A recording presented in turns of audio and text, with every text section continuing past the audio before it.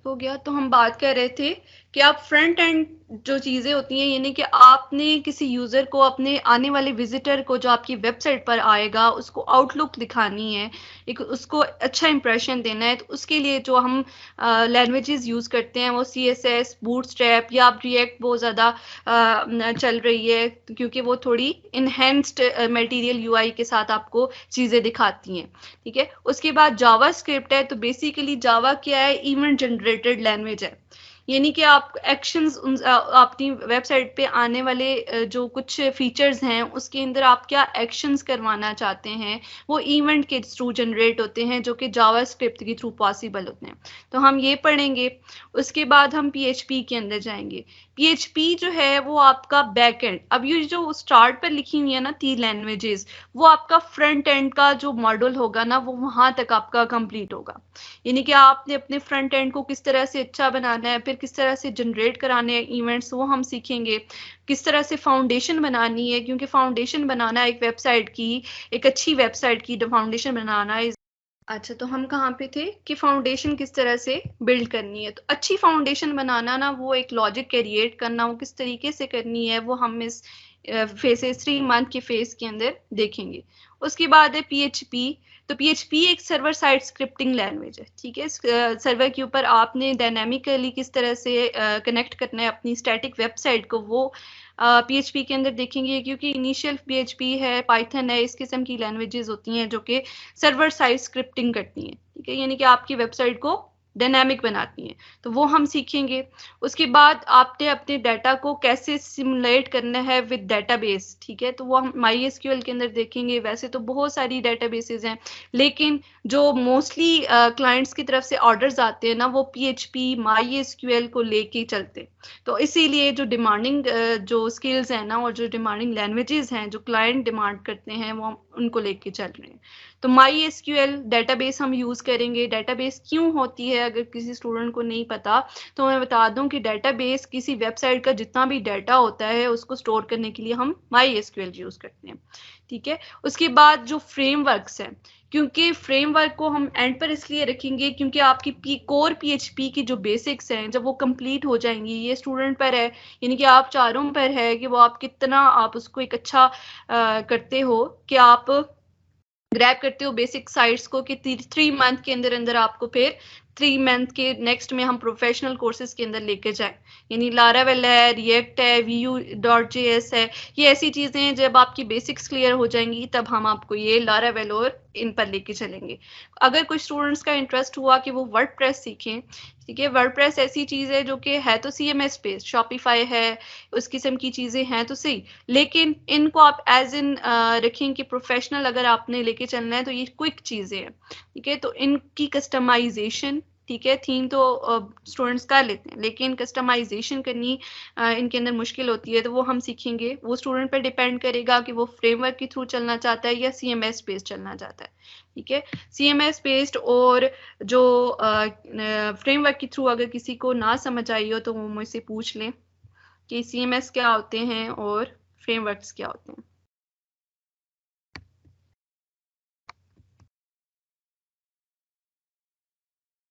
Ma'am आपकी screen नहीं show हो रही। स्क्रीन नहीं शो हो रही, ओहो, वेट।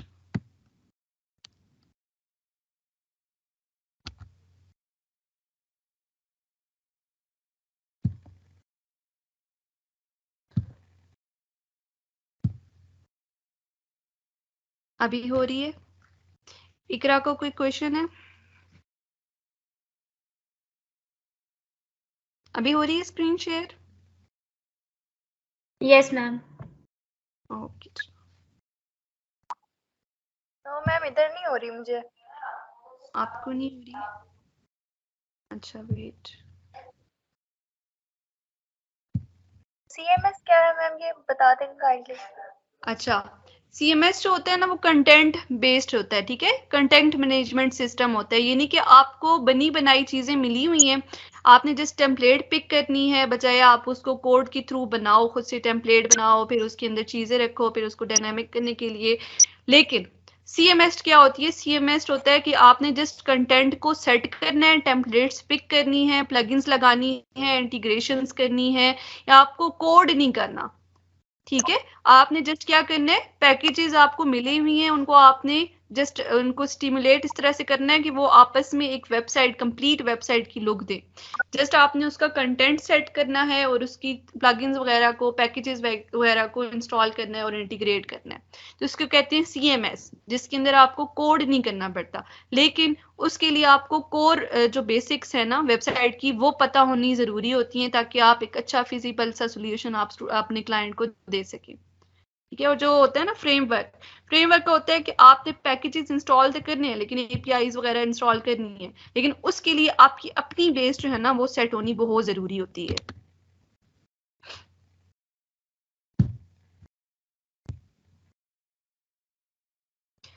चल, तो अभी नेक्स्ट है हमारा कि हमारे ऑब्जेक्टिव्स क्या होंगे। ठीक है, वेब डेवलपमेंट की इंपॉर्टेंस तो सबको ही पता है कि वेब आजकल डिमांडिंग पर है। मोबाइल प्लस वेब, ये दो ऐसे प्लेटफॉर्म हैं प्लस स्किल्स ऐसी हैं जो कि हायर डिमांडिंग पर है, और नेक्स्ट 10 ईयर्स के अंदर भी आपको समझें कि ये इस चीज़ का काम नहीं ख़त्म होने वाला। इस टाइम पे जो इलस्ट्रेटर है और प्लस इलस्ट्रेटर, फोटोशॉप, यानी कि ग्राफिक डिज़ाइनिंग के जो टूल्स हैं वो इम्पोर्टेंट हैं सीखने, प्लस आपके लिए जो वेब है ना, अगर किसी ने स्किल्ड बेस्ड काम करना है तो उसके लिए वेब इसलिए ज़रूरी है क्योंकि ये आजकल टॉप डिमांडिंग स्किल्स पर है।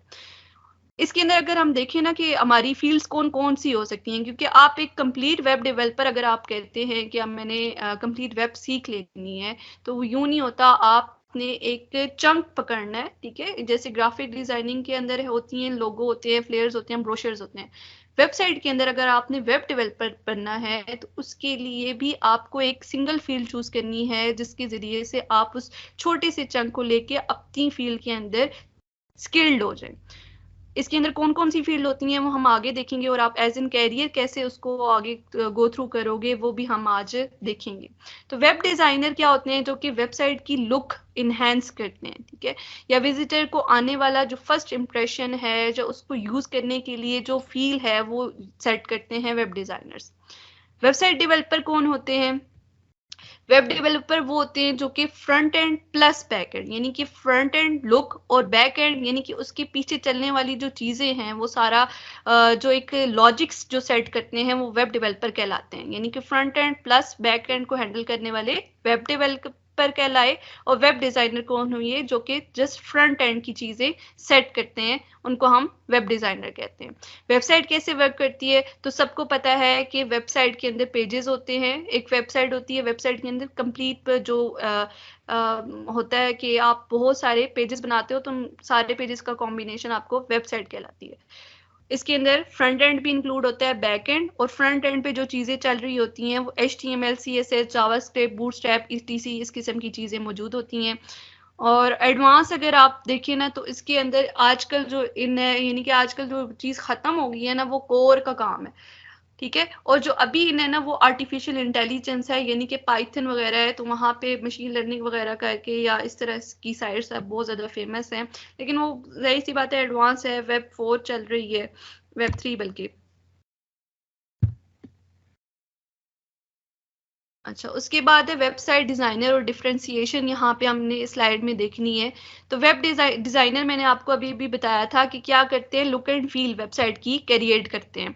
लेआउट सेट करेंगे, टेम्पलेट सेट करेंगे, टेम्पलेट्स किस तरह, पेजेस आपस में किस तरह से मूव करेंगे, होम पेज किस तरह से नजर आएगा, या फर्स्ट अगर विजिटर कोई आ रहा है तो कुकीज के अंदर उसको क्या करना है, क्या पूछना है, कौन सी परमिशंस देनी है, ये सारा जो सेटिंग करते हैं वो वेब डिजाइनर्स करते हैं, और उसकी एक लुक क्रिएट करते हैं, एक इंप्रेशन क्रिएट करते हैं किसी भी वेबसाइट का। और जो वेब डेवलपर्स होते हैं वो वेब डेवलपर्स लॉजिक्स क्रिएट करते हैं, पूरी एक जो फ्लो है वो कंट्रोल करते हैं वेब डेवलपर्स। ठीक हो गया। उसके बाद डिफरेंशिएशन बताया गया है कि वेब डेवलपर और वेब डिजाइनर के अंदर क्या फर्क है, क्योंकि दोनों जो है ना डिफरेंट टूल्स यूज करते हैं। अक्सर जो वेब डेवलपर्स हैं वो Ruby, angular, HTML, CSS, PHP, Python, JavaScript, ये अब लैंग्वेजेस ऐसी लैंग्वेजेस हैं ना जो कोड के थ्रू आपने काम करना है। ठीक है। कोड के थ्रू अब ये सारा जो आपने ये सामने फील्ड्स देखी हैं, लैंग्वेजेस देखी हैं, हर एक पर्सन जो है ना वो एक फील्ड के अंदर एक फील्ड एक लैंग्वेज को चूज करता है और फिर उसके थ्रू काम करता है। अब ये सारी वो लैंग्वेजेस हैं जो एक बंदा एक ही टाइम पे एक ही करेगा। ठीक है, जरूरी ये हो ही नहीं सकता कि आप कहें कि आप बहुत सारी लैंग्वेजेस के अंदर मास्टर हो गए हैं। एक बंदा हमेशा एक के अंदर मास्टर होता है अगर वो, हाँ ये है कि आप कन्वर्टेबल हो सकते हो। अगर आपको एक लैंग्वेज आती है ना तो आप बाकी लैंग्वेजेस को अंडरस्टैंड कर लेते हो, लेकिन स्किल हमेशा रखें, याद रखिएगा मेरी बात जहाँ पे भी आप होंगे, कि एक स्किल को पकड़े, एक चीज को पकड़े। ठीक है, आप मल्टीपल चीजों को देखेंगे तो आप कंफ्यूज होंगे, प्लस आप उसमें सक्सेस नहीं ले सकते चीज को। अच्छा, वेब डिजाइनर कौन होते हैं? वेब डिजाइनर वो होते हैं जो अभी भी मैंने बताया कि ये जो फ्रंट एंड क्रिएट करते हैं। फोटोशॉप के अंदर आप सारी वेबसाइट की लुक बना सकते हैं, और क्लाइंट अक्सर आते हैं कि वो कहते हैं कि हमें फिग्मा के अंदर हमारी ये वाली वेबसाइट है, हमारा ये कंटेंट है, हम ये काम करते हैं, हमें इस चीज की एक पूरा हमें बना के दें, वेब डिजाइन बना के दें। तो आप वो बना के देंगे। आप अब आपकी मर्जी है, आप जिसमें स्किलफुल हैं, फोटोशॉप पे बना सकते हैं, फोटोशॉप पे बनाएं, इलस्ट्रेटर पे बना सकते हैं, इलस्ट्रेटर पे बना के उन्हें दिखा दें। ठीक है, और यूआई यूएक्स कौन होते हैं? जो कि फ्रंट एंड क्रिएट करते हैं थ्रू कोड।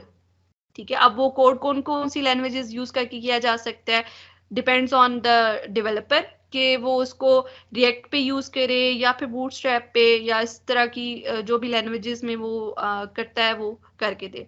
और फोटोशॉप इलस्ट्रेटर के बाद अक्सर तो पिक्चर बनी हुई होती है, यानी कि वो पीछे से कंटेंट सेट करके आए हुए होते हैं, तो यूआई यूएक्स डिजाइनर्स होते हैं उसको देख के एचटीएमएल और सीएसएस बूटस्ट्रैप वगैरह ईटीसी जो भी लैंग्वेज है उनको यूज करके यूआई यूएक्स क्रिएट कर देते हैं थ्रू कोड। ब्रांडिंग हो गई है, टाइपोग्राफी हो गई है, इलस्ट्रेशन हो गई है, या इन डिजाइन, ये सारी वो चीजें हैं जो डिजाइन में आती हैं। ठीक हो गया। नेक्स्ट है कि लेयर्स कितनी होती हैं वेबसाइट के अंदर। तो वेबसाइट के अंदर बेसिकली तो 3 लेयर्स होती हैं। ठीक है, आपके वेब ब्राउजर से फर्स्ट तो रिक्वेस्ट जाती है। ठीक है, जहाँ पे आप जो HTTP रिक्वेस्ट देख रहे हैं इसको हम कहते हैं कि हाइपरटेक्स्ट मार्कअप लैंग्वेज जो है यूज करते हैं, HTML हम यूज करते हैं। उसके अंदर 2 चीजें होती हैं, रिक्वेस्ट एंड रिस्पॉन्स। ठीक है, क्लाइंट साइड की तरफ से जो भी रिक्वेस्ट आती है वो फ्रंट एंड की तरफ जाती है, यानी कि फॉर एग्जाम्पल आपने कोई वेबसाइट ओपन की है तो आपने वेबसाइट का जो URL लिखा है वो आप क्या कर रहे हो, रिक्वेस्ट भेज रहे हो।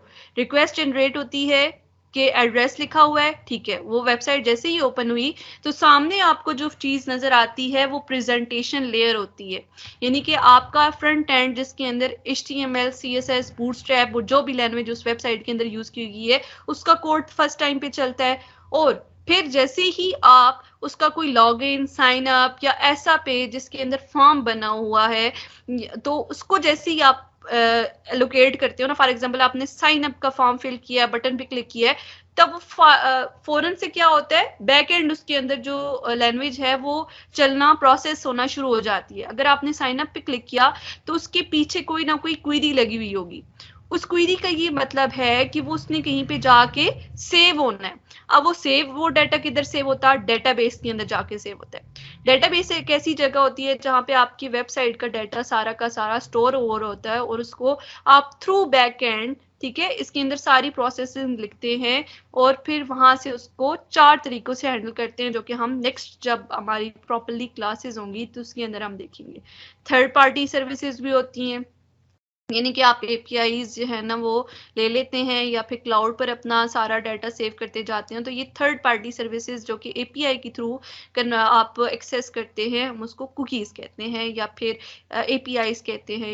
इस तरह की कुछ चीजें होती हैं, तो वो थर्ड पार्टी कहलाती हैं, जो कि आपकी अपनी वेबसाइट पर मौजूद नहीं होती, बल्कि आप किसी दूसरी वेबसाइट के थ्रू उसको एक्सेस कर रहे होते हैं। ठीक हो गया। तो हमारी वेबसाइट जो होगी या होती हैं सारी वेबसाइट्स वो 3 लेयर्स पर मौजूद होती हैं, presentation layer, second application layer, third database layer. इन 3 का मिक्सचर जो है ना वो एक डायनामिक वेबसाइट बनाता है। ठीक है, और सारी रिक्वेस्ट होती है ना वो ब्राउजर के थ्रू आती हैं। इसको अगर आप मैं सिंपली एक्सप्लेन करूँ ना, तो प्रेजेंटेशन लेयर जो होती है वो किसके थ्रू होती है, क्लाइंट। और क्लाइंट आपका ये नहीं है कि आप खुद है, यूजर है। ये वो होते हैं जो कि आपके सिस्टम होते हैं। सिस्टम कौन कौन से हो गए? लैपटॉप हो गया, आपका टैबलेट हो गया, क्लाइंट या फिर मोबाइल्स हो गए, कोई भी चीज जो कि सिस्टम के अंदर मौजूद है उसको आप क्लाइंट बोलते हैं। ठीक है, आप यूजर को क्लाइंट नहीं कहते, आप सिस्टम को क्लाइंट कहते हैं। उसके बाद अब आपने अपनी रिक्वेस्ट भेज दी, ठीक है। HTTP का मतलब है कि रिक्वेस्ट भेज दी, रिस्पॉन्स बैक जो आया है वो एप्लीकेशन थ्रू प्रोसेस हुआ और डेटाबेस के अंदर से वो एक्सेस हुआ, और रिस्पॉन्स जो भी डेटाबेस ने दिया वो सबसे पहले प्रोसेस होता है इस लेयर के अंदर, एप्लीकेशन लेयर के अंदर। वहां से रिस्पॉन्स बैक गया और जो भी रिस्पॉन्स आया वो आपने क्लाइंट को यहाँ पे सर्वर दिखा देते। ठीक हो गया, तो ये हमारी लेयर थी। अभी हम देखने वाले हैं कि जो वेबसाइट की लेगेसी है, यानी कि पुरानी वेबसाइट्स कैसे बन रही थी और न्यू वेबसाइट जो है ना वो कैसे बन रही हैं। तो लेगेसी में ना क्या होता था कि आप सिंपली क्या करते थे, जैसे अभी कुछ स्टूडेंट्स पढ़े हैं ना जो बेसिक यानी कि कोर पे जो सारा कुछ होता था, वेब सर्वर पे आपने पूरा अपनी कोड लिख के लाया, यहाँ आपने सी पैनल के अंदर अपलोड किया और कोड सारा कुछ किया, सर्वर चलाए, डेटाबेस इंपोर्ट की, वो सारी जो चीजें थी वो अब पुरानी हो चुकी हैं। मॉडर्न वेबसाइट के अंदर क्या है, जैसे वर्डप्रेस है, जैसे लारावेल है, इनके अंदर बनी बनाई चीजें मौजूद है। ठीक है, बने बनाए प्लगइन्स, बने बनाई एपीआईज, हर चीज मौजूद है। जैसे इजी पैसा और जैस कैश की इंटीग्रेशंस कुछ आते हैं, क्लाइंट्स आते हैं वो करवाते हैं, तो ये बनी बनाई चीजें मौजूद हैं। अब डेवलपर ने जस्ट उनको क्या करना है, मिक्स एंड मैच करना है और एक वेबसाइट क्रिएट कर देनी है। तो मॉडर्न वेब क्या है, जिसके अंदर आप सीडीएंस यूज करते हैं, यानी कि लिंक्स यूज करते हैं, जावास्क्रिप्ट के हो गए, बूटस्ट्रैप के हो गए, ये सब बने बनाए ऑनलाइन लिंक्स आपको मिल जाते हैं, उनको यूज करना है। और उसके बाद सर्विसेज यानी कि पैकेजेस पड़ी हुई होते हैं बनी बनाई चीजों की, आपने जस्ट वो स्क्रिप्ट्स वहां से लेनी है और अपनी वेबसाइट के अंदर मिक्स करनी है और आपकी वेबसाइट क्रिएट हो जाती है। ठीक है, इस तरह से आप वेबसाइट्स बन रही हैं। उसके बाद वेब लैंग्वेजेस है, यानी कि वेब के अंदर कौन कौन सी लैंग्वेजेस हम यूज करेंगे। ठीक है, हम वो बात नहीं कर रहे कि कौन कौन सी वेबसाइट्स वेब लैंग्वेजेस होती हैं, हम वो बात कर रहे हैं जो हमने वेबसाइट यूज करनी है अपनी वेबसाइट को बनाने के लिए। तो HTML, CSS, बूटस्ट्रैप, जावास्क्रिप्ट और PHP, ये जो फर्स्ट 3 है ना, ये वाली HTML, CSS एंड बूटस्ट्रैप, ये हम यूज करेंगे अपनी फाउंडेशन बिल्ड करने के लिए। ठीक है, और फ्रंट एंड बनाने के लिए जावास्क्रिप्ट से के थ्रू हम इवेंट्स जनरेट करेंगे अपनी वेबसाइट को थोड़ा लाइवली दिखाने के लिए, और PHP हम अपनी वेबसाइट को डायनेमिक बनाने के लिए यूज करेंगे। ठीक हो गया। टूल्स क्या होंगे, सी पैनल जब हम प्रॉपरली सीख जाएंगे तो किस तरह से क्लाइंट को लाइव करके देनी है अपनी वेबसाइट, वो हम देखेंगे। नोटपैड तो इसलिए देखेंगे क्योंकि इनिशियल पे आपको ये करवाना जरूरी है। और उसके बाद नेटबीन्स जो है ना वो हम IDE यूज करेंगे, क्योंकि जब आपको बड़े बड़े प्रोजेक्ट्स बनाने पड़ेंगे इन फ्यूचर इंशाल्लाह, तो नेटबीन्स और विजुअल ये IDs ऐसे है ना कि जिनके थ्रू थोड़ी कोड फास्ट हो जाता है। ठीक है, कोड करना। और MySQL हम डेटाबेस यूज करेंगे क्योंकि मोस्ट डिमांडिंग MySQL ही है डेटाबेस जो कि क्लाइंट डिमांड करते हैं। अच्छा, उसके बाद स्टैटिक एंड डायनामिक वेबसाइट, तो वैसे तो मैंने आपको ऊपर डिफरेंस बता दी है, लेकिन मैं स्टैटिक वेबसाइट अगर आपको बताऊं तो ये वो होती है जो कि आपने जस्ट वेबसाइट ओपन की है, उसके अंदर जो कोड पड़ा हुआ है वो चलेगा डायरेक्टली, और उसी के अंदर कंटेंट भी ऐसे ही लिखा गया है, यानी कि डेटाबेस से वो लाके नहीं किया गया, तो उसको हम कहते हैं स्टैटिक। और डायनेमिक वो होती है जो डेटाबेस से फुली फंक्शनल कनेक्टेड होती है, वहां से सारा डाटा आपका आ रहा होता है, उसको हम कहते हैं डायनेमिक वेबसाइट्स। ठीक है, तो अब दोनों का क्या डिफरेंस है, दोनों के क्या बेनिफिट्स हैं और क्या इसके ड्रॉबैक्स हैं। तो स्टैटिक वेबसाइट का अगर मैं बताऊं ना तो ये बहुत ज्यादा फास्ट होती है। क्यों? इसलिए क्योंकि इसके अंदर कोड इन्वॉल्व नहीं होता, इसके अंदर जस्ट फ्रंट एंड की चीजें, फाइल्स पड़ी हुई हैं, आपने कोड की हुई है, बस वो एक दफा चलेंगी और वो जो है ना फौरन से लोड हो जाएंगी। ठीक है, उसके अंदर कोई इतना है ही नहीं, डेवलपमेंट कॉस्ट नहीं है क्योंकि वो एक ही दफा बनी है, और टेम्पलेट्स जो है ना पिक करके बनी हुई है, तो इतना वो एक्सपेंसिव नहीं होती। कंटेंट मैनेजमेंट हम यूज नहीं कर सकते, जाहिर सी बात है, आपने 10-12 जगह अगर कॉन्टेक्ट की डिटेल्स लिखी हुई हैं फॉर एग्जांपल, तो अब आपने तो अपनी साइट स्टैटिक बनाई हुई है। ठीक है, अब क्या करना पड़ेगा आपको, 10-12 जगह ही आपको अपनी कंटेंट डिटेल्स चेंज करनी पड़ेंगी अगर आपने स्टैटिक वेबसाइट बनाई हुई है। लेकिन डायनेमिक वेबसाइट को अगर देखें तो आपने अपना हर एक वेबसाइट का जो डाटा है जो जितने चंक्स आपने बनाई हुई है, जितने आपने उसकी कंटेनर्स बनाई हुई है, हर एक को आपने डेटाबेस के अंदर स्टोर किया हुआ है। तो इन द फ्यूचर अगर आपको क्लाइंट कहता है कि मुझे यहाँ से चेंजेस करके दें, ठीक है, फॉर एग्जाम्पल उसने कहा है मुझे ईमेल अब चेंज करना है, मुझे अब फोन नंबर चेंज करना है, तो अब यूं तो आप नहीं करेंगे ना कि आप 10-12 जगह आप चेंज करते रहेंगे। आपने डायनामिक वेबसाइट बनाई हुई होगी, तो आपने सिंपली क्या करना है, जाके डेटाबेस के अंदर चेंज करना है, तो वो 10-12 जगह जिधर जिधर जिधर ईमेल फोन नंबर लिखा हुआ है वहां पे चेंज हो जाएगा। ठीक है, तो डेटाबेस कनेक्टेड करना इसलिए भी ज़रूरी है कि आपको इन द फ्यूचर जो क्लाइंट का डाटा है वो संभालना ईजी हो जाता है। स्लोअर है, जाहिर सी बात है, डेटाबेस से सारा डाटा कनेक्ट हुआ हुआ है, तो रैंडमली आपको जनरेट करके दिखा रहा है, तो जाहिर सी बात है वो स्लो ही होगा। उसके बाद कॉस्ट मोर आएगी, डेवलपर्स जितने ज़्यादा एक्सपीरियंसड हैं, जितनी ज़्यादा डायनामिक वेबसाइट्स बनेंगी, उतने ज़्यादा वो कॉस्ट भी करेगा, जाहिर सी बात है। और उसके बाद वेब पेजेस हैं, कंटेंट कैन बी चेंज, जो अभी भी मैंने बताया जैसे। उसके बाद PHP और Node.js इसके अंदर लैंग्वेजेस यूज होती हैं to make the website dynamic. Okay, next है हमारा web development as a career. तो इसके अंदर बहुत सारी फील्ड्स हैं वैसे। कंटेंट, जस्ट आप कंटेंट चेंज करने के लिए कंटेंट डेवलपर भी बन सकते हैं, फ्रंट एंड डेवलपर बन सकते हैं, यानी कि अगर आपको अच्छा लगता है कि जस्ट आप वेबसाइट को फ्रंट एंड अच्छा करें, आपको नहीं पसंद कि बैक पे लॉजिक्स बनाएं, लॉजिक्स कैसे बनेंगी, फ्लो कैसे बनेगा, अगर वो आपको नहीं पसंद, तो वो आप सिर्फ फ्रंट एंड के अंदर आप अच्छे अच्छे पेजेस टेम्पलेट्स वगैरह बना के दे दें, तो आप फ्रंट एंड डेवलपर कहलाएंगे। अपना इंटरेस्ट आप इन 3 मंथ के अंदर आप कर सकते हो। उसके बाद बैक एंड है, तो अगर आपको फ्रंट एंड ज़्यादा बनाना अच्छा नहीं लगता, यानी कि आप चाहते हैं कि बस काम बहुत अच्छा हो और जो है ना फ्रंट एंड पे चलो चीज़ें काम कर रही हैं तो ये चीज़ बहुत है, तो वो कौन लोग होते हैं, बैक एंड डेवलपर्स। ठीक है, दोनों का मिक्सचर बहुत अच्छा बनता है कि फ्रंट एंड एक बहुत अच्छा बना लेता है, दूसरा बैक एंड, तो वह एक दूसरे को जब कम्प्लीमेंट करते हैं तो एक बहुत अच्छी वेबसाइट बनती है। आपको अगर दोनों चीजें बहुत अच्छे से कर लेते हो, तो आपका इंटरेस्ट क्या है कि वो आप फुल स्टैक डेवलपर हो, यानी कि आप फ्रंट एंड भी अच्छा कर लेते हो, बैक एंड भी अच्छा कर लेते हो। ठीक है, ये हर बंदे की अपने इंटरेस्ट की बात होती है। वेब डिज़ाइनर भी यही होते हैं कि जो कि इलस्ट्रेटर या डॉप पे और वो वेबसाइट वगैरह सेट करके देते हैं। वेब प्रोग्रामर्स हैं, तो वही बात हुई अभी। कंटेंट डेवलपर मैंने आपको बताया। वेब मास्टर वो है जो ये सारे काम कर लेते हैं, वो वेब मास्टर कहलाते हैं।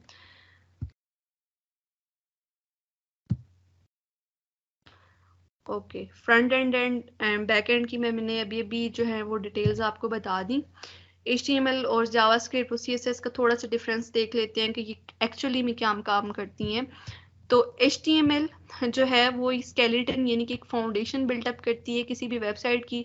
जावास्क्रिप्ट यानी कि उस वेबसाइट को लाइव कैसे लाइवली बनाना है, उसके अंदर इंटरेक्शंस करने हैं या फिर कोई इवेंट्स जनरेट करने हैं, यानी कि ये हो तो यूं हो जाए। तो ये सारा कुछ है ना वो हम जावास्क्रिप्ट के अंदर करते हैं।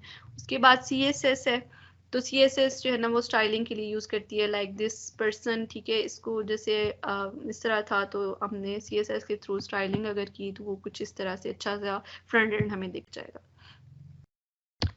उसके बाद ये आपको शॉर्ट सी जो है ना वो हमने थोड़ी सी दिखाई है कि किस तरह से HTML की फाउंडेशन जो है ना वो बनती है। इसके आगे पीछे जो भी होगा वो हम क्लासेस में देखेंगे। नेक्स्ट में है होस्टिंग अ सर्वर। ठीक है, वेबसाइट को होस्ट कैसे करते हैं। तो वेबसाइट के अंदर डिफरेंट किस्म के जो पेजेस हैं, अगर HTML है, ठीक है, डिफॉल्ट पर पेजेस .html है, तो यानी कि क्या है वो स्टैटिक साइट्स होगी, लेकिन जिनकी बैक एंड पे कोई डेटाबेस यूज नहीं की गई। index.php जहाँ पे भी आप किसी की वेबसाइट पे जाके देखेंगे तो उसका क्या मतलब है कि वो वेबसाइट डायनेमिक है, वो किसी से PHP के थ्रू प्रोसेसिंग होके और उसका जो डाटा है वो आपको दिख रहा है। उसके बाद है जो होस्टिंग सर्वर्स हैं, ठीक है, आपकी अपाची सर्वर है, NGIX है, या इस किस्म की सर्वर्स जहाँ पर आपका पूरी प्रोजेक्ट या कि वेबसाइट जो है ना वो अपलोड होती है, उसको कहते हैं सर्वर्स। ठीक हो गया। और फॉर एग्जांपल हम लोकल होस्ट पर इनिशियल जो डेज होंगे हमारे वो हम लोकल होस्ट पर करेंगे। और टेक्नोलॉजीज जो यूज़ करेंगे HTML HTTP TCP यानी IP प्रोटोकॉल्स हैं, ऑपरेटिंग सिस्टम्स वगैरह सिस्टम बताए गए हैं कि किस किस पर हम काम करेंगे। HTML के पेजेस हैं, स्टैटिक डायनामिक की मैंने अभी आपको डिटेल्स बता दी, ठीक है। उसके बाद हैं CSS भी आप सबको पता है, कैस्केडिंग स्टाइल शीट, यानी कि फ्रंट एंड को बेहतर बनाने के लिए हम करते हैं, लेआउट सेट करते हैं, कलर्स, बैकग्राउंड और कंटेनर्स वगैरह, वो सारा पैनल्स वगैरह जो बनाते हैं वो। उसके बाद जावास्क्रिप्ट है, तो ये एक्चुअली तो ये इवेंट जनरेटेड है, यानी कि आपने फॉर एग्जांपल बटन पर क्लिक किया है तो बटन के पीछे वो जो प्रोसेसिंग है वो कैसे होगी, वैलिडेशंस लगानी है। फॉर एग्जांपल आप चाहते हैं कि यूजर नेम के ऊपर, टेक्स्ट फील्ड के ऊपर सिर्फ अल्फाबेट्स टाइप हों, तो वो जावास्क्रिप्ट के थ्रू पॉसिबल है, या बटन इनेबल करना, डिसेबल करना, इस किस्म की बहुत सारी चीजें, तो ये सारी हम जावास्क्रिप्ट के थ्रू करते हैं। उसके बाद टाइप्स ऑफ वेबसाइट है, तो टाइप्स ऑफ वेबसाइट के अंदर बहुत सारी वेबसाइट आ जाती हैं, लेकिन मेजरली जो क्लाइंट के प्रोजेक्ट्स आते हैं वो पोर्टफोलियो बेस्ड साइट्स होती हैं, या फिर एजुकेशनल वेबसाइट्स होती हैं, और ई-कॉमर्स साइट्स होती हैं। पोर्टफोलियो साइट का मतलब है किसी कंपनी का अबाउट फंक्शन, ठीक है, यानी कि आपने कंपनी के बारे में डिटेल्स बतानी है तो वो पोर्टफोलियो की साइट्स बनती हैं। अगर किसी क्लाइंट ने कहा कि मुझे ऑनलाइन कोई चीज़ सेल करनी है, ठीक है, तो वो ई-कॉमर्स पर आप करोगे। अब उसके लिए भी बहुत सारे प्लेटफॉर्म यूज होते हैं, लेकिन जो मेजर हैं वो लारावेल फेमस है, वर्डप्रेस या फिर शॉपिफाई, ठीक है, और ज़्यादातर ब्रांड्स के शॉपिफाई पे बने हुए हैं अकाउंट्स ई-कॉमर्स के, तो वो भी आप कर सकते हैं, जो कि हम सीखेंगे भी कैसे ई-कॉमर्स की इंटीग्रेशन वगैरह करनी है। थर्ड एजुकेशनल वेबसाइट, लाइक आप लोगों की रिफा के कोई स्टूडेंट्स मेरे पास अभी मौजूद हैं, तो आप लोगों की जो साइट बनी हुई है वो LMS बेस्ड है, ठीक है, लर्निंग मैनेजमेंट सिस्टम्स बनी हुई हैं, जिसके अंदर कोर्सेज अपलोड होते हैं, असाइनमेंट्स वगैरह, क्विज वगैरह आती हैं, उनके रिजल्ट्स आते हैं, वो सारी क्या होती हैं, एजुकेशनल या फिर LMS साइट्स। तो यहाँ तक अगर कोई कंफ्यूजन है तो मुझे बता दें, नेक्स्ट मैं आपको अपना थोड़ा सा बताती हूँ कि किस तरह की साइट्स होती हैं। कोई कंफ्यूजन नहीं है? चलें ठीक है। तो अभी हम देखने वाले हैं कि जो साइट्स की मैं अभी बात कर रही थी टाइप्स की, वो किस किस्म की होती हैं। तो मैं अपना जो कुछ बनाई हुई है मैंने प्रोजेक्ट्स, कुछ की डिटेल में आपको बता देती हूँ। और होता है यूँ है ना कि जब आप एक साइट बना लेते हो ना, तो उसके बाद ये क्लाइंट पे डिपेंड करता है कि वो नेक्स्ट ईयर उसको हैंडल करेगा या नहीं। तो उससे बेहतर होता है कि आप पोर्टफोलियो अपना संभाल के रखना चाहते हैं तो बेस्ट है कि आप कोई वीडियो, कोई उसका फाइल, जो उसकी पूरी फाइल जिप में संभाल के रखें, ठीक है, क्योंकि जब नेक्स्ट क्लाइंट को डील करना होता है तो वो पूछते हैं। तो सबसे पहले तो ये वाली साइट है जो हमारी अपनी कंपनी की वेबसाइट है, जो मैंने खुद ही बनाई हुई है, ठीक है। अभी मैं जिनकी बात करी थी ना इवेंट जनरेशन की, तो ये थी, लाइक अभी मैं दोबारा से इसको ओपन करूंगी, ठीक हो गया। जावास्क्रिप्ट के थ्रू उसको पता चला कि कोई इनिशियल पर आया होम पेज पर, तो उसने मुझे इस तरह से एनिमेट करके दिखाया। फिर ये अब पोर्टफोलियो साइट है, जिसके अंदर मुझे क्या बता रहा है फ्रंट एंड पर कि मुझे ये कंपनी है जिसके अंदर सॉफ्टवेयर्स बनते हैं, सॉफ्टवेयर सॉल्यूशंस बनते हैं, उनके अंदर web designing, digital marketing, graphics हैं, इस किस्म की अब चीज़ें क्या है, आपको एलेबोरेट कर रहा है कि कंपनी की क्या क्या चीज़ें हैं। तो ये पोर्टफोलियो साइट्स होती हैं, ठीक है। ये पोर्टफोलियो, अब ये मेरा अपना पोर्टफोलियो, ये भी सारा कुछ मेरा बनाया हुआ है। तो ये अब ये वाली जो चीज़ें हैं ये सारा क्या हो गया, पोर्टफोलियो बेस्ड साइट हो गई है। इसी तरह से एक और साइट है अल्बासिस सोलर्स के नाम से, अब मुझे इनकी लिंक्स भी नहीं याद, कि ये मैं आपको भेज दूंगी बल्कि। तो ये हो गया पोर्टफोलियो साइट्स, इसके अंदर हम सिर्फ बताते हैं कि क्या क्या चीज़ें हैं, और ये स्टैटिक वेबसाइट्स कहलाती हैं, जिनके अंदर सिर्फ और सिर्फ फॉर्म्स बने हुए होते हैं, फॉर्म डायनामिक होते हैं, बाकी सारा कुछ होता है वो डायनामिक नहीं होता, स्टैटिक होता है, जिसके अंदर जस्ट कंटेंट होता है।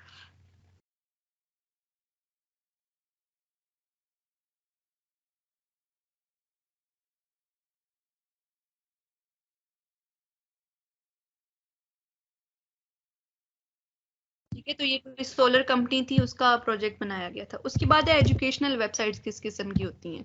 क्लाइंट्स अगर आपसे कहते हैं कि मेरी एक कंपनी है, इदारा मैं चला रही हूँ जिसके अंदर मुझे कोर्सेज करवाने हैं, तो आपके माइंड में क्या क्लिक होना चाहिए कि कोई ऐसी वेबसाइट है जो कि कोर्सेज करवाना चाह रही है। तो एजुकेशनल वेबसाइट होगी। ठीक है, ये मैं क्यों चीज़ें डिफ्रेंशिएट कर रही हूँ इतनी ज़्यादा, इसलिए कि जब आपको क्लाइंट कुछ कहने आए, कुछ अपनी डिमांड रखे, तो आपके माइंड में सबसे पहले टाइप्स क्लिक होनी चाहिए। वैसे तो मैं आराम से ये हर एक चीज़ बताऊंगी, बनवाऊंगी, लेकिन अभी मैं ओवरव्यू जस्ट करवा रही हूँ। तो ये होती है ऐसी साइट जो कि LMS बेस्ड है। ठीक है, जिसके अंदर हमारे फ्री कोर्स के अंदर, जैसे मैंने ये मेरा प्रोजेक्ट था, तो इसके अंदर मैंने ये कुरान का जो पूरा कायदा है ना, कुछ इस तरह से ये कोर्स बनाया था। ठीक है, अब ये इसमें होता क्या था बेसिकली, जब आप इस पर गो पे क्लिक करोगे तो हर लेटर को क्लिक करने से आपको उसकी साउंड आती है। ठीक है, तो इन साइट्स को कहते हैं LMS बेस्ड साइट्स, और इनकी जो अन्य होती है, इसकी आपने जो डिमांड रखनी होती है वो ज़्यादा रखनी होती है पेमेंट की। उसके बाद साइट आ गई, एजुकेशनल भी हो गई हमारी। हाँ, पाक इनोवेशंस, पाक स्कूल्स। अच्छा, इस किस्म की जो साइट्स होती हैं ना, लाइक पाक स्कूल है हमारा डॉट,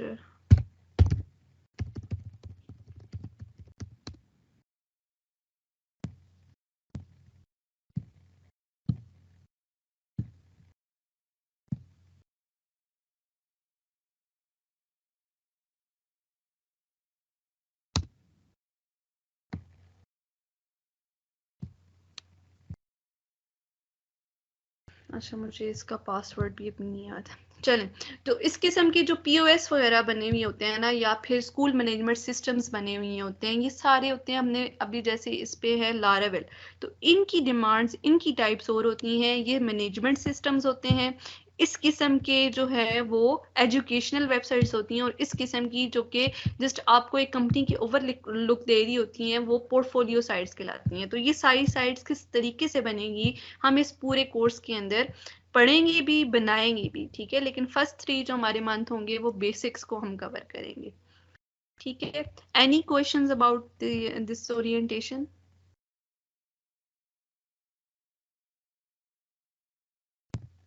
नो मैम। क्लियर है सब? Yes ma'am.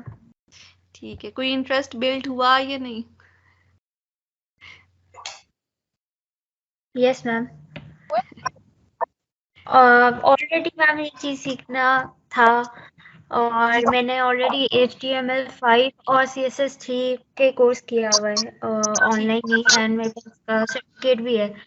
तो ठीक है, जवेरिया टोल्ड मी, तो फिर मैंने कहा यार फोर्स अगर कुछ मजे का होगा तो लाजमी करूंगी। हाँ, कुछ ना कुछ न्यू ही बंदा सीखता है। आपने मतलब स्टार्ट किया है फिर कुछ देनी शुरू की है सर्विसेज वगैरह सईदा? No ma'am. नहीं, इतनी है आपकी ग्रिप कि आप मैम मतलब नहीं मैम, मैंने मतलब प्रैक्टिस ज्यादा नहीं की। मैंने जब किए थे कोर्स तो उस टाइम पे किया था, बट उसके बाद मतलब फ्लो नहीं बना ना, मतलब प्रैक्टिस वगैरह की नहीं कि फ्लो हाँ हाँ, नहीं फ्लो नहीं बना। हाँ, अभी वो मैं ये होता है ना ग्राफिक्स कि में।